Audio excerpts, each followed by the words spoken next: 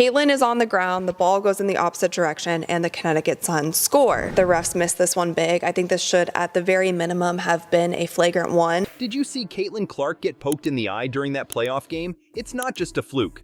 The WNBA is getting too physical, and it's putting our favorite players at risk. But here's the real question. Is this ruining the beautiful game we all love? Before we move on, I'd like to ask you a small favor. If you appreciate this content, please take a second to like this video and subscribe to the channel. Over 98% of you watch the videos without subscribing. It costs you nothing, but it makes a huge difference to us. So, did you click the subscribe button? Great, thank you so much. Now, back to the video.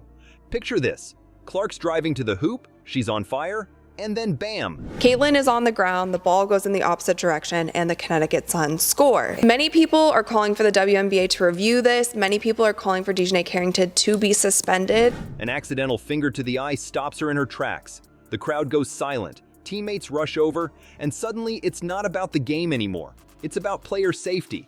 This isn't just about Caitlin though. It's happening all over the WNBA. Players are getting rougher, games are getting more physical, and fans are starting to worry. Is this what we want for women's basketball? But don't worry, we're not just here to point out problems. We're gonna look at some game-changing solutions too. Ready to dive in? Let's go. All right, we're about to get real. Remember when basketball was about skill and finesse? Well, the WNBA is taking a different turn. Players are speaking out, injuries are piling up, and fans are starting to ask, is this still the game we fell in love with? Let's talk numbers for a second. Caitlin Clark received a whopping 177% of the WNBA's flagrant fouls this season. That's not a typo. One player, almost double the league's flagrant fouls.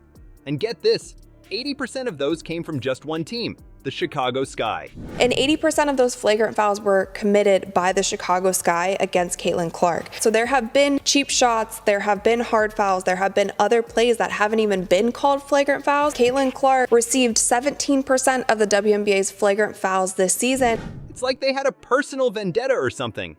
But it's not just about Clark. The whole league is getting rougher. Players are hitting harder, defending more aggressively, and the beautiful game we know is starting to look more like a battlefield. You know it's bad when players themselves are sounding the alarm. Imagine you're a WNBA star. You've trained your whole life to perfect your jump shot, your crossover, your no-look pass. But now, every time you step on the court, you're not just worried about making plays. You're worried about making it through the game in one piece. That's the reality for many players right now. And it's not just affecting their physical health. And then, of course, there goes the eye poke into Caitlin Clark's eye. She did get a black eye out of this, right? A few weeks ago, DeJounte Carrington called the Indiana Fever fans the nastiest in the NBA. This wasn't the first run-in, of course, with Caitlin Clark this season. This increased physicality is changing how the game is played. Players are hesitating before driving to the basket. They're second-guessing those flashy plays that get fans on their feet. The game is losing its flow, its grace, and honestly, a lot of what makes it exciting to watch. Now, don't get me wrong. Basketball has always been a physical sport. A little contact here and there is part of the game. But there's a line between competitive play and dangerous play, and the WNBA is dangerously close to crossing it. Here's where it gets really interesting. The WNBA is at a crossroads. On one side, you've got the old school fans who appreciate the toughness, the grit. They say, this is how the game should be played. On the other side, you've got a new wave of fans who fell in love with the WNBA for its skill, its strategy, its finesse. They're watching these games and thinking, this isn't what I signed up for. And you know what's crazier? This divide isn't just in the stands, it's on the court too. You've got players who grew up idolizing the physical play of the past, going head-to-head with a new generation of players who want to showcase their skills without fear of injury. So, what's the WNBA to do? They're in a tough spot. Caitlin Clark was assaulted yesterday in her very first playoff game in the WNBA.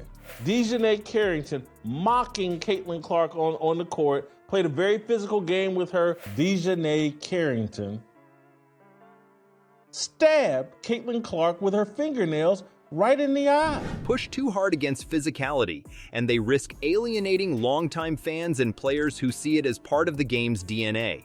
Don't push hard enough, and they risk losing the new fans and players who are the future of the league. But here's the kicker.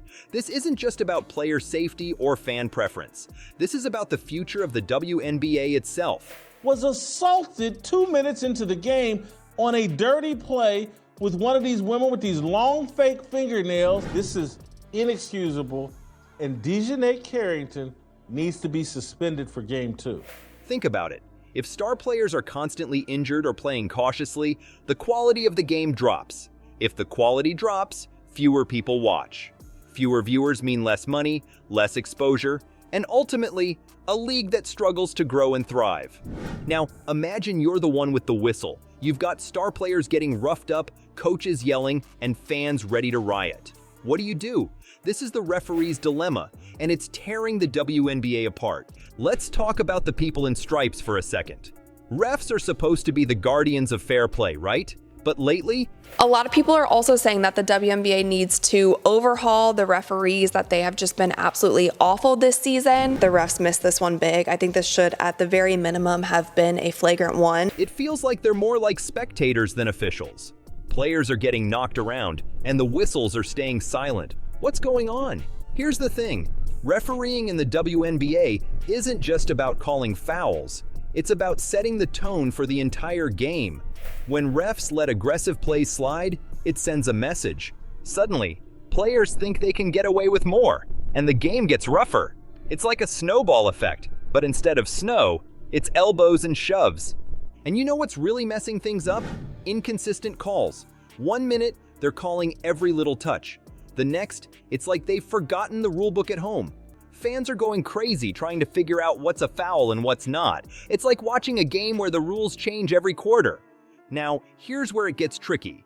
There's this debate going on about whether star players should get special treatment. You know, like how some folks say LeBron James gets all the calls in the NBA. Some people are saying the WNBA needs to protect its stars more. Others are yelling about fairness and how everyone should be treated the same. But here's the real kicker. Fans are getting fed up. They're not just griping about bad calls anymore. They're worried that poor officiating is actually hurting the league. Think about it. If games are turning into wrestling matches, are people going to want to watch? Are parents going to want their kids playing? So what's the solution? Some folks are saying we need to completely overhaul how games are officiated. They're talking about stricter training for refs, maybe even bringing in more technology to help make calls. Others are pushing for clearer guidelines on what counts as a foul. But it's not just about making more calls. It's about making the right calls. Imagine a WNBA where the refs are so good, so consistent, that players know exactly what they can and can't do. No more guessing games, no more frustration. Just pure, skillful basketball. Here's a wild idea. What if the WNBA took a page from other sports? Like how soccer uses VAR for big decisions, or how tennis has the challenge system. Could something like that work in basketball? It might slow the game down a bit, but if it means fairer play and fewer injuries, isn't it worth it? The thing is, this isn't just about making the game safer or fairer. It's about the future of the WNBA. Good officiating could be the key to unlocking a whole new level of play. Imagine games where players feel free to show off their skills without worrying about getting hurt, where fans are on the edge of their seats because of amazing plays, not because they're waiting for the next foul. You know how we just talked about imagining a better WNBA? Well, get this. There's already a blueprint for making it happen. The NBA faced similar issues and made some game-changing moves. Could the WNBA be next? Let's talk about the NBA for a second. Remember when games were like watching paint dry? Scores in the 80s, players getting knocked around, and fans falling asleep in their seats. Not exactly must-see TV, right? But then something amazing happened. The NBA decided to shake things up. They tweaked the rules, and boom! Suddenly, we're seeing scores in the 100s, players showing off their skills, and fans losing their minds. It was like someone hit the turbo button on basketball. Flagrant fouls are put in place to protect players, and the NBA, I feel like, does this really well. And you know what? The WNBA could do the same thing. Imagine a WNBA where players aren't afraid to drive to the hoop, where defenders have to use their brains, not just their brawn, where every game is a highlight reel waiting to happen. Sounds pretty sweet, doesn't it? So, what kind of changes are we talking about? Well, for starters, how about cracking down on hand checking? That's when defenders use their hands to slow down offensive players. It's like trying to run with someone constantly pushing you. Not fun, and definitely not good for showing off skills. Or what about tweaking the 3-second rule? That's the one that keeps big players from camping out in the paint. Make it stricter, and suddenly you've got more room for fancy footwork and creative plays. It's like turning the court into a playground for skilled players. And here's a wild idea. What if we messed with the shot clock? Shorten it a bit, and suddenly teams have to play faster. More possessions, more chances to score, more excitement. It's like hitting fast forward on the game. Now, I know what you're thinking. Won't this make the game too soft? Not at all.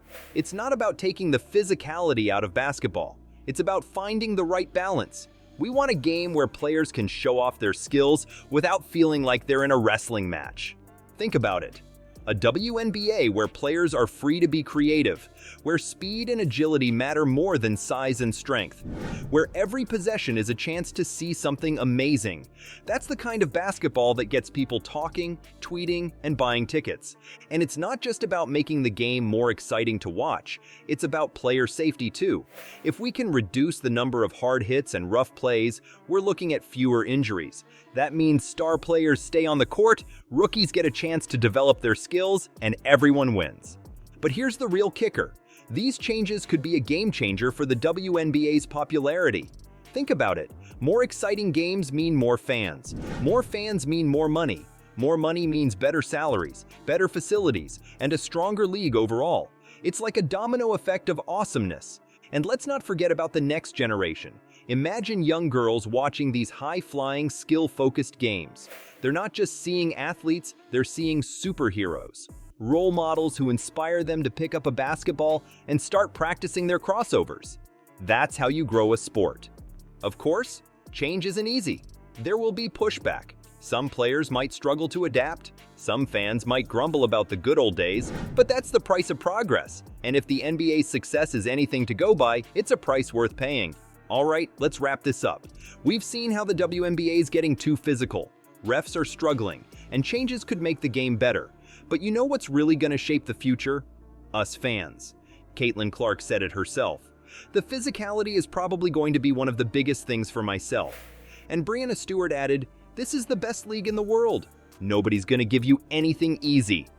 They're right. The WNBA's tough, but it doesn't have to be dangerous. Imagine a WNBA where skill shines, players are safe, and every game's a thrill. We can make it happen. How? By speaking up. Share your thoughts on balancing physicality and skill.